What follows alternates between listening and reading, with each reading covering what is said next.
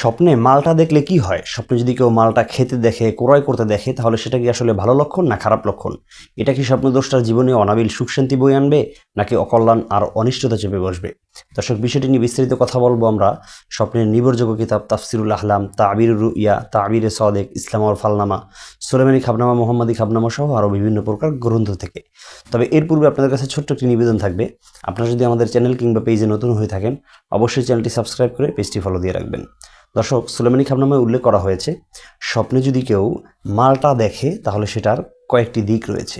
এক নম্বর হলো মালটা ক্রয় করতে দেখা, তাহলে এর দ্বারা বোঝা যায় সেই মানুষটা কৃপণ হয়ে যাবে।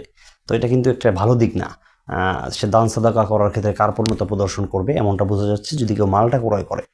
এরপর আসেন, মালটা যদি কেউ খেতে দেখে তাহলে এর দ্বারা বোঝা যায় আল্লাহ তাআলা তাকে শারীরিকভাবে সুস্থতা দান করবেন এবং সে রোগ ব্যাধি থেকে মুক্তি লাভ করতে পারবে। সুবহানাল্লাহ। তাহলে এটা কিন্তু অত্যন্ত ভালো একটি দিক আমাদের জন্য। ঠিক তেমনিভাবে কেউ যদি দেখে যে মালটা সে অন্য কাউকে খাইয়ে দিচ্ছে, খাওয়াচ্ছে, তাহলে সেটা দ্বারা বোঝা যায় আল্লাহ তাআলা তাকে দানশীল বানাবেন। সুবহানাল্লাহি বিহামদিহি।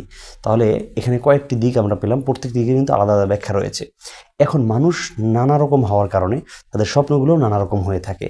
কখনো কেউ স্বপ্ন দেখছেন যে মালটা সে কাটতেছে, কখনো স্বপ্ন দেখছে মালটা নিজে খাচ্ছে, কখনো দেখছে কাউকে দান করছে, সাদাকা করছে, কখনো দেখছে বাজার থেকে ক্রয় করে সে বাড়িতে নিয়ে যাচ্ছে। দেখুন, মানুষ এক একভাবে স্বপ্ন দেখে থাকে, সেজন্য সবগুলো বিষয় নিয়ে একই ভিডিওতে আলোচনা করা অসম্ভব। তাই আমরা আপনাদের জন্য সুযোগ রেখেছি, ডিসক্রিপশন বক্সে আমি পেজের লিঙ্ক দিয়ে দিব, আসন্ন টিভি। আমাদের চ্যানেলটা যেই নামে, হুবহু এই নামে আমাদের পেজ রয়েছে।